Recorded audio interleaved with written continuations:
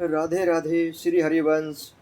आइए सुनते हैं महाराज जी का सत्संग। यदि वास्तविक संत का मिलन हो जाए तो निश्चित उद्धार हो जाए। हम देखते हैं कि संत मिलन भी हो गया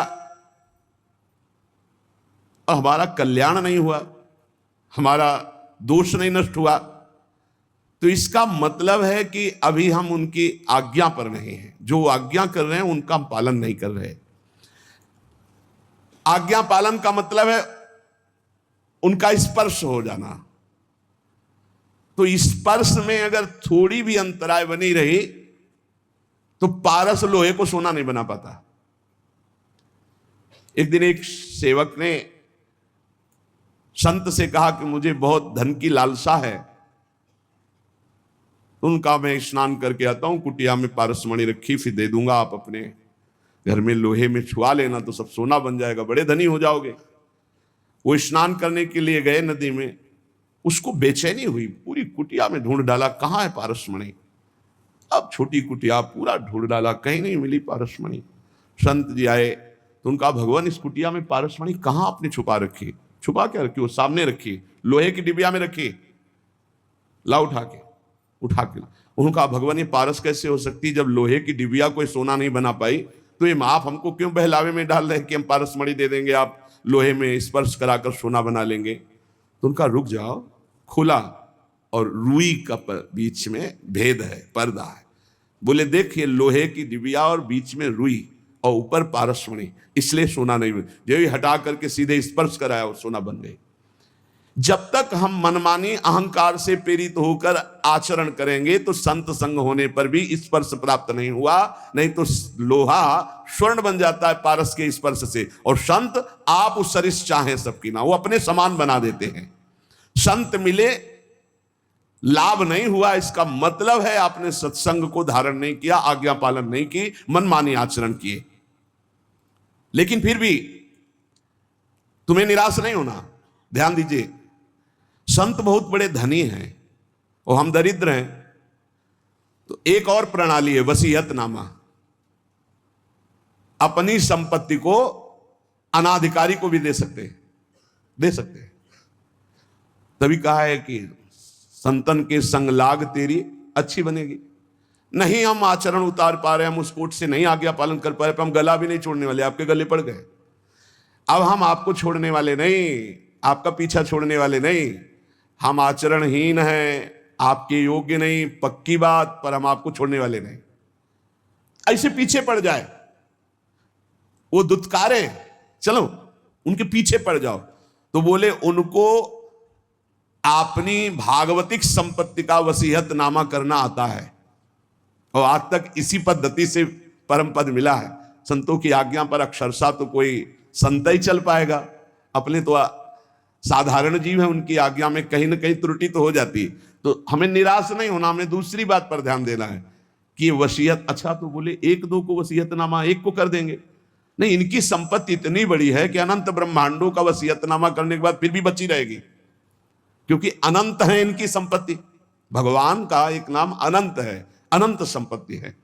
देखो, महिमा तेरी कहा कहूं श्री हरिवंश दयाल, तेरे द्वारे बटत है सहज लाडली लाल। तो बोले एक को दे दिया तो अब हमें कैसे देंगे? नहीं, वो अनंत है। अनंतों की झोली में लाडली लाल डालने पर भी, दे देने पर भी उनकी संपत्ति सुरक्षित है। वो वसीयतनामा कर देते हैं। जे भी वसीयत हुआ तो दरिद्र भी संपत्तिवान हो गया। इसीलिए संतों के संग की महिमा है। कभी तो हमारी दीनता पर, हमारी दुष्टता पर, हमारी अधमता पर रीझ गए, बहुत दिन से पीछे लगाया, चलो जाओ। उनकी कृपा क्या होती, उनकी संपत्ति दान क्या होती? भगवान से, प्रियालाल से कहना। प्रियालाल अपने संतों की बात को नहीं टालते। बस आप इतना समझ लेना, ये हमने प्रत्यक्ष देखा है। महापुरुषों की अनंत सामर्थ्य दरिद्र को तत्काल वसीयत करके संपत्तिवान बना देना बहुत कठिन। इसलिए विषयी पुरुष को भगवान के मार्ग में लगाया जा सकता है, भक्ति के मार्ग में लगाया जा सकता है, बहुत कठिन है। पर उससे हजारों गुना कठिन है कि जो अभेद तत्व भक्ति में लगा है, अभेद भक्ति, ज्ञान भक्ति में, जो ये भी भगवान की एक अभेद भक्ति है, इसमें जो लगा हुआ है कि अहम ब्रह्मास्मि, उसको दासत्व में लाना ये बहुत कठिन बात है। ये चमत्कार केवल महापुरुषों में होता है कि जबरदस्ती बलात् उसके हृदय को, जैसे राधा बाबा के हृदय को भाई जी ने बदल दिया, पैर छू के बदल दिया। देखो दाता कैसे हैं, पैर छू के वो वस्तु दी जो पैर छू के मांगने पे भी नहीं मिलती। अगर संत संग मिल गया है तो ये प्रमाद मत करना कि तुम उनकी अवहेलना करके हट जाओ। भाई इतनी बात पकड़नी है। पद्म पुराण में एक प्रसंग आया कि किसी प्राणी का शव जल रहा था। एक भगवत प्राप्त महात्मा वहां से निकले, उसके शव पर दृष्टि चली गई तो उसको नरक ले जाया जा रहा था। उस प्राणी को जिसका शरीर जल रहा था यमदूत नरक ले जा रहे थे, और उस भगवत प्राप्त महात्मा की दृष्टि पड़ गई चिता में जलती हुई, तो तत्काल वहां भगवत पार्षद आ गए, यमदूतों से छुटा के भगवत धाम ले। यात्रा बदल गई उसकी, नरक ले जा रहे तो भगवत धाम चलेंगे। मृत व्यक्ति की जली हुई चिता पे दृष्टि पड़ने मात्र से जब वो भगवत प्राप्ति के योग्य हो गया, तो जिंदा में उनकी दृष्टि पड़े, उपदेश हो, नाम कीर्तन सुने, उनकी आज्ञा पे रहे तो उसको भगवत प्राप्ति नहीं हो जाएगी, इसमें क्या संशय। बड़े बड़े महापुरुष प्रच्छन्न रूप से यहां भ्रमण करते रहते हैं। ये धाम है, ब्रजभूमि है, आप जान नहीं सकते कौन किस कोटि का है। जहां लिखा हुआ है अवश्य में भोक्तव्यम कृतम कर्म शुभा शुभम, देख लो चमत्कार। भोगने ही नरक जा रहा था, उसकी चिता पे दृष्टि पड़ गई, रास्ता बदल गया, नरक का रास्ता छोड़ के भगवत धाम भगवत पार्षद आए। जैसे नरक ले जा रहे थे यमदूत अजामिल को, संतों के संग से ही अपने बेटे का नाम नारायण रखा था, और नारायण पुकारा, यात्रा बदल गई, भगवत धाम चला गया। भगवान के वचन है अवश्य में भोक्तव्यम कृतम कर्म शुभा शुभम, बिना भोगे नहीं बचेगा जीव। पर संत दरस जिम पातक टरे, दर्शन मात्र से, संभाषण मात्र से, कर्मों को बिना भोगे हुए बिल्कुल सत्य विषय संत आपको भगवत प्राप्ति करा देंगे। जो भगवान को प्राप्त संत है भगवत प्राप्ति करा दे, क्योंकि उनसे भगवान से बातचीत हो, भगवान से वो प्रार्थना करेंगे, तब वो सारा कार्य माफ भगवान ही करते हैं। योग माया पर्दा भगवान ही हटाते, पर प्रार्थना संत करते हैं। प्रार्थना हमें जब अगर संत जन मिल जाए तो भगवान से इस बात की करनी कि कभी इनसे हमारी विरति ना हो, कभी हम इनसे हटे ना।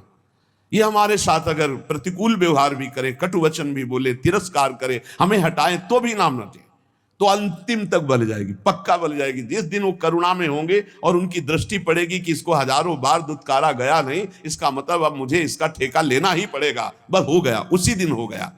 क्योंकि संतों का हृदय बहुत कोमल होता है, वो ऊपर से कठोरता का अभिनय मात्र करते हैं। संत हृदय नवनीत समाना, पर नवनीत में भी दोष कि निज परिताप द्रव्य नवनीता, इसलिए कहा कविन पर कहा ही न जाना। बोले संत का हृदय मक्खन जैसा होता है, बोले पर उस मक्खन दोष युक्त है, उसमें जब स्वयं ताप लगता है तब पिघलता है। और पर दुख द्रव्य सो संत पुनीता, इसलिए कहा कविन पर कहा ही न जाना। तो जिस दिन वो तुम्हारे ऊपर दृष्टि पड़ी और देखा कि इसको दसियों बार दुत्कारा पर ये गया नहीं, तो नीच से नीच व्यक्ति को भी परम पद प्रदान करने में समर्थ भगवान के प्रेमी जन। उपासक को चाहिए कि संत के शक्ति प्रयोग का इंतजार करे। संत के अंदर एक भागवतिक शक्ति होती है जो आपका परिवर्तन करती है। जैसे अपने सब लोग हैं, आप कौन सा ग्रंथ पढ़कर वैराग्य धारण किए हो? आप देखो, आपने कब सत असत का चिंतन किया है, सत असत का कब चिंतन किया, और उस सत असत के चिंतन से आपको तीव्र वैराग्य हुआ और आप संसार त्याग करके महान युद्ध करके फिर आप कुछ नहीं ऐसे गोद में बैठे वैसे आ गए। इसे शक्तिपात कहते हैं। संतों के हृदय में भागवतिक चिंतन से युक्त होकर जब संकल्प होता है, वो तुम्हारे राग का नाश कर देता है, तुम्हारे मोह का नाश कर देता है, तुम्हारे समस्त दोषों का नाश कर देता है। पर इसके लिए उनके हृदय में स्थान बनाना होगा, चाहे जैसे बनाओ, रो के गिड़गिड़ा के साधना करके उनके आसक्त होकर। कैसे? देहूती जी से कहते हैं कि जो आसक्ति संसार में बंधन का कारण वही संत महापुरुषों से हो जाती है तो मोक्ष का खुला हुआ द्वार बन जाती है। और ये पक्का जो भगवान की प्राप्ति करना चाहते हैं वो संत की आराधना में जरूर होंगे, और जो संत आराधक होंगे निश्चित भगवत प्राप्त होंगे। किसी के दुख पर दुखी हो जाना ये संतों का स्वभाव होता है। ये जो है कि भगवान दुख देते हैं, मंगल विधान, ये अपने लिए सोचना है, लेकिन दूसरे को दुख पहुंच रहा है तो उसके दुख की निवृत्ति के लिए हमें शरीर से, मन से, वाणी से बिल्कुल तत्पर हो जाना है। हमने जो कुछ भी आज तक कार्य किए हैं वो सारे कर्म जमा हैं, संग्रहित हैं, एकत्रित हैं भगवान की बैंक में। एक एक चेष्टा विश्व में आप देख रहे हो, कोई गर्भ से कष्ट प्रद आ रहा है, किसी को कितने बड़े बड़े कष्ट मिल रहे हैं, तो जो हमारे शास्त्रों में लिखा हो मिथ्या नहीं है, मिथ्या नहीं है। आप सत्य मानिए। आपका तो इतना भी ज्ञान नहीं कि गर्भ में आपको कष्ट मिला है, आप कहां याद कर सकते हैं? आपकी याददाश्त कहां इतनी जोर की है कि आपको 9 महीना गर्भ में रखा गया, कितना कष्ट पाया है। अब आप उसकी भी याद नहीं कर तो आप पूर्व जन्म की बात क्या जाने, आप नरक और स्वर्ग को कैसे जाने? ये हमारे शास्त्र हैं, अगर मानोगे तो बच जाओगे, नहीं मानोगे तो भोगना पड़ेगा। अच्छा, ये कुछ विधान ऐसा नहीं, अगर ऐसा हो कि अभी अभी ताजा ताजा हिसाब किताब मिले तो लोगों को विश्वास होने लगे, लेकिन एक एक केस जो है 10-10 साल चलता है, उसके बाद और दंड मिलता है तो सबके आंखों से ओझल मिलता है, आंखों के सामने तो मिलता नहीं कि देखो भाई इसने चोरी की थी तो ये दंड इसको चौराहे पे दिया जा रहा है, इसने अमुक तो ये दंड दिया जा रहा है, तब तो लोगों को विश्वास हो जाए। लेकिन दंड विधान होता है बहुत एकांत में, कोई देख नहीं पाता है। तो आप सोचो, ऐसे जो नरक स्वर्ग आदि हैं ये हमारे ब्रह्म ऋषियों द्वारा लिखे गए हैं। जो भी तुम कार्य कर रहे हो वो एक भगवान के पास बैंक है, सबके वहां जमा हो रहे हैं। 2 प्रकार के कर्म होते हैं, पाप कर्म अशुभ, पुण्य कर्म शुभ। ये जितने जमा हुए हैं अनंत जन्मों से अभी तक, वो आपके नाम में जमा है, उनको कहते हैं संचित कर्म। और जो ये नए कर्म कर रहे हो इनका नाम है क्रियमाण। और जो उस संचित कर्म से इस मानव देह में तुम्हें भोगने के लिए मिला है उसे कहते हैं प्रारब्ध। शास्त्रीय परिभाषा संचित, प्रारब्ध, क्रियमाण, 3 प्रकार के कर्म हैं। और ये सबको भोगने ही पड़ते, पक्का भोगना पड़ता है। कब तक? जब तक अहंकार का नाश नहीं हो जाता। आवागमन का मूल हेतु अहंकार है, मैं करता हूं, ये भाव संत की कृपा से नष्ट। अहंकार का नाश सिर्फ संत की कृपा से होता है। तिनकी संगति रहते जाति कुल मद सब नंसई। संत संग कैसा करता है? जैसे चने को भून दे, फिर उसमें अंकुरण नहीं हो सकता, ऐसे इतना भून जाता है सत्संगी कि उसमें अहम रह नहीं जाता। जैसे भुना हुआ बीज कभी अंकुरित नहीं होता, ऐसे ही संत संग से जो आपके नए कर्म हैं ये सब भुन गए, अब ये तुम्हें अगला जन्म नहीं देंगे। देखो, और जो पूर्व संचित गोदाम है, ज्ञानाग्निना सर्व कर्माणि भस्मसात कुरुते तथा, उनके द्वारा प्रदत्त ज्ञान को अपने अंदर जागृत करो, ज्ञानाग्नि जलाओ, ये ज्ञान अग्नि ही वहां पहुंचेगी और तुम्हारे सारे कर्मों को भस्म कर देगी। या समर्पण वृत्ति करो तो भगवान आग लगा देंगे, 2 ही है। ज्ञानाग्नि सर्व कर्माणि भस्मसात कुरुते तथा, अगर उसको संचित को कोई भस्म कर सकता है तो दिव्य ज्ञान और या भगवान। ज्ञान गुरु से प्राप्त होता है और समर्पण आश्रय भी गुरुदेव से प्राप्त होता है, दोनों संतों से प्राप्त होते हैं। 2 प्रकार से भस्म हो सकता है संचित कर्म, या तो भगवान भस्म कर दे, अहम त्वाम सर्वपापेभ्यो मोक्षयिष्यामि मा शुचा तेषाम अहम समुद्धरता मृत्यु संसार सागरात, और या फिर गुरु से इतना ज्ञान प्रकट हो जाए, ज्ञानाग्नि सर्व कर्माणि भस्मसात कुरुते तथा, वो ज्ञानाग्नि के द्वारा संचित कर्म। ऐसा ज्ञान बहुत दुर्लभ है। यहां देखो, जितनी जानकारी है उतना तो जीवन में उतार नहीं पा रहे आप लोग। कितनी जानकारी है आपको? बहुत जानकारी है, और जब गलत आचरण करने का संयोग बनता है तब तुम्हारी जानकारी सब खो जाती है। इसे ज्ञान नहीं कहते। ज्ञान तो उसी समय के लिए है जब असद आचरणों में मन जा रहा, उस समय आप बचा लो अपने आप को। उपाय है सबसे बढ़िया, भगवान के प्रति समर्पित हो जाना। मत चित्ता सर्व दुर्गाणि मत प्रसादात तरिष्यति, जिसने मेरे में चित्त लगा दिया सब दुर्गुण नष्ट हो जाते हैं और मैं उनके संचित कर्मों को भस्म कर देता हूं। हम त्वाम सर्वपापेभ्यो मोक्षयिष्यामि मा शुचा। और प्रारब्ध बड़े बड़े ऋषियों को भोगना पड़ता है। सावधान, प्रारब्ध भोगने के लिए तैयार रहो, इसमें भक्ति को दोष मत देना है। जो संचित से शरीर रच गया उसको भोगना पड़ेगा, कमर कस लो। प्रारब्ध भोगना, रामकृष्ण परमहंस जी के गले में कैंसर था जो पूरे विश्व के कैंसर को मिटाने की सामर्थ्य रखते थे। भीष्म पितामह जी को पूर्व प्रारब्ध सांप को एक बबूल के पेड़ में फेंक दिया था, तो कई दिनों में तड़प तड़प के मरा था, उसका प्रारब्ध बना था करके 6 महीना बाणों की सैया पे। अखंड बाल ब्रह्मचारी, महाभागवतों में गणना है, 12 महाभागवतों में महावीर संकल्प सिद्ध महापुरुष 6 महीना बाणों की सैया पे।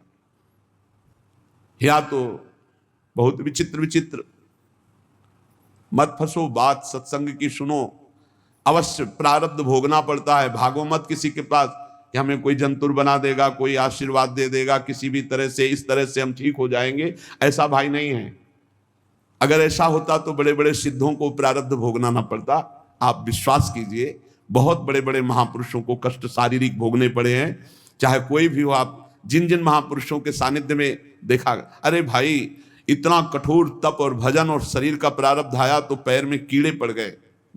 आप नहीं समझते, प्रारब्ध बहुत बलवान होता है। ये सब भगवान की माया का खेल है। प्रारब्ध शरीर का बड़े बड़ों को भोगना पड़ता है, उसको मिटाने की चेष्टा न करके भजन करके सहते हुए भगवत प्राप्ति की तरफ चलो। इसीलिए आज तक बड़े बड़े महापुरुष, भाई जी सर्वज्ञ महापुरुष हो गए थे। सर्वज्ञ, एक परिवार बहुत त्रसित था, अर्थ का व्यापार कर करके हार गया था, कर्जा हो गया था, अर्थ नहीं था, खाने को नहीं था, बेटियां ब्याह के लिए थी, परिवार बड़ा था। उसने विचार किया आज रात के 12 बजे अपने शरीर को छोड़ देंगे।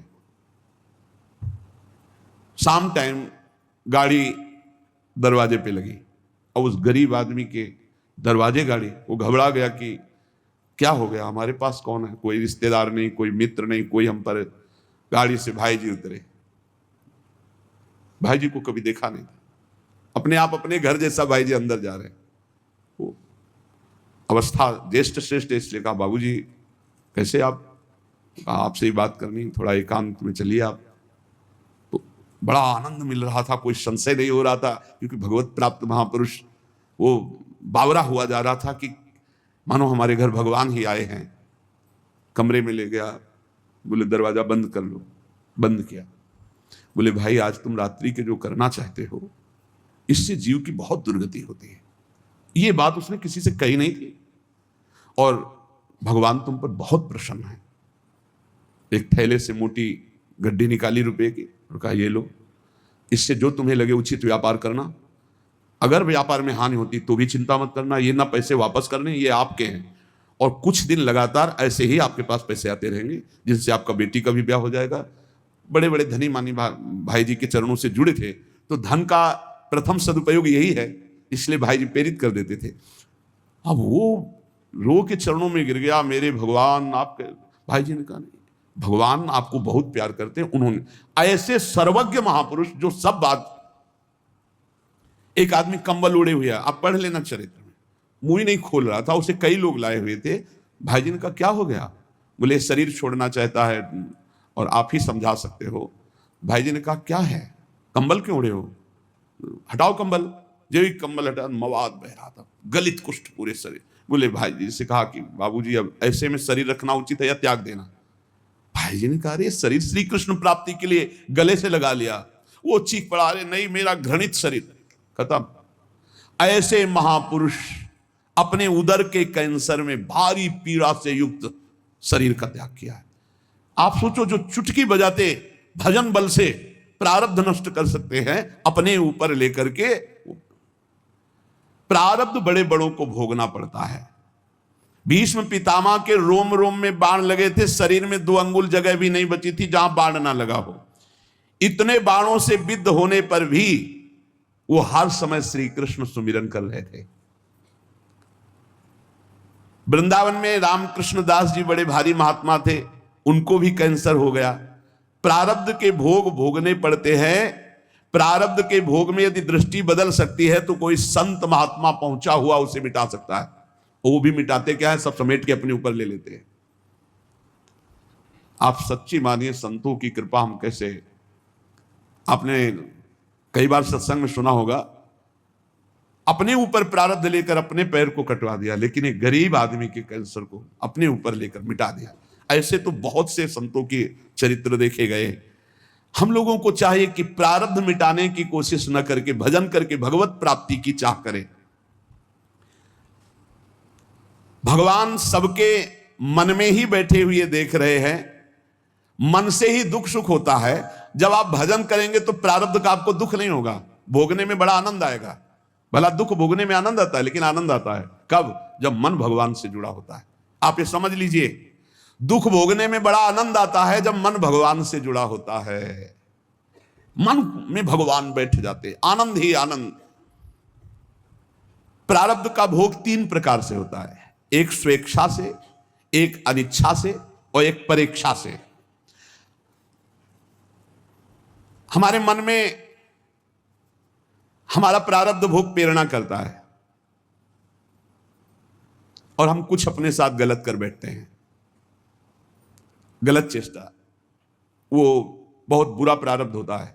जैसे जल में छलांग लगा दी, पेड़ में लटक गए, आग में कूद गए, जहर खा लिया या कुछ ऐसा, ये बहुत बुरा प्रारब्ध होता है। इससे बचना असंभव सा है। अगर उसके पहले सत्संग मिल जाए, कोई संत कृपा कर दे, भाव बदल जाए, तो बहुत से लोग हैं जो अपने भावों को बदल चुके सत्संग से। नहीं तो ये जो पहला है स्वेच्छा से, ये बहुत खतरनाक, क्योंकि कोई जान ही नहीं पाता कि उसके अंदर चल क्या रहा है, और वो खतरनाक प्रारब्ध उसको नष्ट कर देता है। स्वेच्छा, जानबूझ करके अपने शरीर को नष्ट करना, बहुत बुरा प्रारब्ध होता है, बहुत बुरा प्रारब्ध होता है। स्वेच्छाकृत प्रारब्ध बहुत भयानक होता है। यह तभी मिट सकता है जब किसी महापुरुष का संग मिल जाए और उनके वचनों से हमारा चिंतन बदल जाए। वो चिंतन तभी बदलेगा, पाप हल्के होते हैं दर्शन से, संभाषण से, उनकी कृपा से। तो कहते ना, आपने बचा लिया, नहीं तो हम तो शरीर को नष्ट कर देते। मतलब उनकी विचारधारा को परिवर्तित कर दिया गया, क्योंकि ये स्वेच्छाकृत प्रारब्ध है, ये आपके अंदर है बैठा हुआ, मार देगा। कभी किसी के अंदर अगर भयानक पाप बन जाएगा तो ये जागृत हो जाएगा कि क्या करूं, शरीर छोड़ दूं क्या, ऐसा आने लगेगा, भारी प्रारब्ध। ऐसी स्थिति में फौरन किसी संत महात्मा से मिलो और अपने मन की बात उनसे, जो आपकी बात सुन सके, वो आपको बहुत सीरियस ले सके, समझा सके, उनसे मिलो और अपने स्वेच्छा प्रारब्ध का नाश करा सकते हो। यदि उनकी बात में लग गए तो प्रारब्ध भी बदल सकता है। ये भगवान के प्रेमी जनों में बड़ी सामर्थ्य है। ये स्वेच्छाकृत प्रारब्ध बड़ा भयावना होता है। बहुत सुविधाएं सब हैं, कोई बात एकदम मन में लगी, इतनी विपरीत होती चली गई, तो वो प्रारब्ध भोग आपको वैसे ही प्रेरित करता चला गया, ऐसा स्वेच्छाकृत। और एक होता है अनिच्छाकृत। अब वो छलांग लगाई थी कूद करके जल में, और उसको पता नहीं था जहां छलांग लगाई ऊपर से नीचे 2-3 हाथ के नीचे वो सीमेंट की बहुत बड़ी बांध थी, वो सीधे 50 हाथ ऊपर से कूदा, खोपड़ी के बल उसे खोपड़ी पट्टी मार गया। यद्यपि उसकी इच्छा नहीं थी, प्रारब्ध ने मार दिया। अनिच्छा प्रारब्ध, आप जा रहे हैं, अचानक पैर फिसला, मुंह के बल गिरे, अचानक पैर फिसला, हाथ पैर टूट गए, आप चाह नहीं रहे। ये एक है चाह वाला स्वेच्छा प्रारब्ध और एक है ये अनिच्छा प्रारब्ध। अनिच्छा प्रारब्ध संयोग बना देता है। बाथरूम में गए, एकदम फिसल गया, एकदम गिरे, ऐसे नहीं, वहां तो जा रहे थे स्नान के लिए, लेकिन पैर फिसल गया। किसी कार्य के लिए, बड़े मंगल कार्य के लिए जा रहे, लेकिन अनिच्छा प्रारब्ध बहुत जोर का ये भी होता है। प्रारब्ध तो प्रारब्ध है। अनिच्छा प्रारब्ध किसी की इच्छा नहीं, लेकिन संयोग आपके नष्ट करने का बन जाएगा, संयोग बन जाएगा। वो किसी व्यक्ति से भी हो सकता है। आप आराम से चले जा रहे हैं, उसको नींद आ गई और गाड़ी चढ़ा दी आप पे, उसकी ना इच्छा है ना आपकी इच्छा है, अनिच्छा प्रारब्ध। अब 1 मिनट पहले वहां से निकल जाते तो वो जो ऊपर की बालकनी थी उनके ऊपर ना गिरती, मस्ती से आराम से जा रहे, ठीक समय पे बालकनी नीचे गिर के मर गए। बैठे चाय पी रहे, पेपर पढ़ रहे, पीछे की दीवार गिर गई। अनिच्छा प्रारब्ध बहुत तरह का होता है। अनिच्छा प्रारब्ध को मिटाने के लिए भी भगवद आराधना, संत संग, कई बार आपसे प्रार्थना की है, अगर आप याद किए हो सत्संग में, कि आप जब अपने घर से निकले तो 5 महाभागवतों का नाम जरूर ले ले, बिल्कुल आपका हर प्रारब्ध संयमित हो जाएगा। आप ध्यान रखना, भक्ति भक्त भगवंत गुरु चतुर नाम बपु एक, इनके पद बंधन के नासत विघ्न अनेक। हमारी हाथ जोड़ के प्रार्थना है कि इतना बड़ा विघ्न जिसे कोई विघ्नराज नहीं काट सकते, वो भक्तों का स्मरण काट सकता है। अजहू सोच विचार के गई भक्तन पद ओट, हरि कृपालु सब पाछली छमिये तेरी कोट। उचित समझो आप अगर, तो अपने यहां जो श्रृंगार के बाद भक्त नामावली होती है, बहुत छोटा भी है और बहुत से संतों के नाम हो जाते हैं। अब जैसे ध्रुवदास जी की है तो काफी बड़ी है। अगर ऐसा भी ना हो तो 10-5 महापुरुषों के नाम याद कर लो। तो जब आप घर से निकलो तो पहले उनके स्मरण कर लो। हरिवंश महाप्रभु की जय, स्वामी हरिदास जी महाराज की जय, हरिराम व्यास जी की जय, हरिव्यास देवाचार्य जी की जय, नागरीदास जी की जय, सेवक जी महाराज की जय, ध्रुवदास जी, जो संत याद आवे, कबीरदास जी महाराज की जय, रहीमदास जी महाराज की जय। सब भगवान में लगे हुए प्रेमी जन जी हैं, जितने भी भक्तों की याद आवे आप पक्का समझ लें, जब आपको भय का अवसर लगे, हमारी प्रार्थना मान लेना, भक्तों का नाम स्मरण करने लगना। आप देख लेना, चमत्कार देख लेना। इनके पद बंधन के नासत विज्ञाने, अजहू सोच विचार के गई भक्तन पदोट, हरि कृपाल सब पाचली क्षमे तेरी। बड़े बड़े संकटों को, प्रारब्धों को ऐसे भक्ति स्मरण नष्ट कर देगा। घर से निकलो सुरक्षित रहने की भावना में, आप भक्तों का स्मरण तो जरूर करके निकलो। भगवान के स्मरण से भी जोरदार पावर भगवान के भक्तों के स्मरण में। ये बात तुम्हारी समझ में आ जाए तो बात है। हरि को पुकारो लाखों बार, और हरि के प्रेमी का एक बार नाम ले लो तो उतना काम बन जाएगा। भक्तमाल जी में लिखा है। यह अनुभव की बात कहते हैं और बड़े हृदय की बात है। अगर आपको पकड़ में आ जाए तो आ जाए। अनिच्छा प्रारब्ध बहुत भयानक होता है। स्वेच्छा प्रारब्ध तो कुसंग से होता है, जो सत्संग नहीं मिला है तो चलता रहता है, फिर वो निकृष्ट भावना। अनिच्छा प्रारब्ध आपकी इच्छा नहीं, सामने वाले की इच्छा नहीं, घटना। भक्त चिंतन, जब घर से निकलो तो 5 भक्तों का कम से कम स्मरण। ये बिहारी जी के सामने हमको भक्तमाली जी ने बताया था। ऐसे बिहारी जी तो हमने उस दिन यही समझा कि बाकी बिहारी जी हमें उपदेश कर रहे हैं। दर्शन हो रहे थे, पास में आके खड़े हुए बोले, बाबा दंडोत बाबा, अगर 5 भक्तों का रोज स्मरण कर ले तो 24 घंटा सुरक्षित रहेगा, उसमें कोई विघ्न नहीं आएगा। पकड़ा कि बिहारी जी बात कर रहे हैं, बिहारी जी हमें उपदेश दिला रहे हैं। देखो, आंख खुलते ही गुरुदेव भगवान, आंख खुलते सबसे पहले गुरुदेव भगवान को नमन, फिर जो स्वाभाविक चिंतन चलता है, और फिर जे भी टहलने के लिए बस शुरू। प्रहलाद नारद पराशर पुंडरीक व्यास अम्बरी सुख सौनक भीष्म दाल्व्यान रुक्मांगदा अर्जुन वशिष्ठ विभीषण आदीन पुण्यानि मानि परम भागवतान ईश्वरामि वाल्मीकि सनकासन नंदन तरुर्व्यासो वशिष्ठो भृगुर जाबालिर जमदग्नि कच्छ जन को गर्गोंगिरा गौतमा मानधाता ऋतुपर्ण वैन्य सगुरो धन्यो दिलीपो नलहा पुण्यो धर्म सुतो ययाति नवसु कुर्वन्तनो मंगल हमसो एन साधुन सो पंग। शुरू, भक्तों का नाम पहले मान लो। अगर ये बात मान लोगे तो जान जाओगे, जीत जाओगे। जिसने भक्तों की ओट ले ली, भगवान सर्व मंगल कर देते। हमारी प्रार्थना मान लेना। अरे कुछ नहीं याद है तो ऐसे तो बोल सकते हो, प्रहलाद जी की जय हो, नारद जी की जय हो, ध्रुव जी की जय हो, ऐसे तो बोल सकते हो। ज्यादा नहीं याद है तो अभी वर्तमान के संतों को, संतों में कोई छोटा बड़ा नहीं होता। शालिग्राम की बटिया सब बराबर होती, तुलसी जी का पौधा सब बराबर होता है, चाहे छोटा हो चाहे बड़ा हो। ऐसे भगवान के सब भक्त समान होते हैं। ये जो परेच्छा का प्रारब्ध है, ये आता है कि जैसे हमने पूर्व जन्म में किसी को अपमानित किया, गाली दी है, दुख दिया है, पाप कर्म, वो हमको आके बिना हमारे किसी उपद्रव के वो आके गाली देगा, वो हमारी निंदा करेगा, वो बेमतलब, हमारा उससे कोई मतलब नहीं, पर वो परीक्षा का प्रारब्ध है। इसे भोगना सीखे, इसे मिटाना ना चाहे। परीक्षा का प्रारब्ध, बेमतलब वो बैर कर लेगा, बेमतलब आपकी निंदा करेगा, बेमतलब अपराध, तो शांत भाव से सह जाओ, इसे सहना सीखो। दूसरे के द्वारा दिया हुआ जो हमको दंड है वो हमारा ही कर्म है, परीक्षा प्रारब्ध, वो पूर्व का कर्जा चुक रहा है। कभी किसी को कटु शब्द नहीं बोलना, कभी किसी से कोई मतलब नहीं है, लेकिन परीक्षा प्रारब्ध जब होगा तो निंदा होने लगेगी, वो मारने पर तुल जाएगा, वो आपको चोट पहुंचा सकता है, और आपसे कोई मतलब नहीं उससे, पर वो परीक्षा प्रारब्ध, इसे भोग लेना चाहिए। स्वेच्छा प्रारब्ध मिटाओ सत्संग के द्वारा, संत कृपा के द्वारा। अनिच्छा प्रारब्ध मिटाओ खूब भजन साधन अनुष्ठान करके, और परीक्षा प्रारब्ध को भोग लो, जो शरीर पे जैसे भी विधान आवे, और इसी जन्म में भगवत प्राप्ति कर। और हमें तो लगता है कि ना स्वेच्छा, ना अनेक्षा, ना परीक्षा, भगवत इच्छा में स्थित हो जाए, जो ही प्यारो करे सोई मोहि भावे, तो सब खत्म हो गया। सच्ची मानिए, फिर ये दिमाग में नहीं आएगा कि हम इसका मंगल करें, क्योंकि ये तो प्रभु को समर्पित हो गया है। अब क्या मंगल करना? अब कोई इसका मंगल कर रहा है तो प्रभु का विधान है, हम राजी हैं उसी में जिसमें प्रभु हमारे राजी हैं।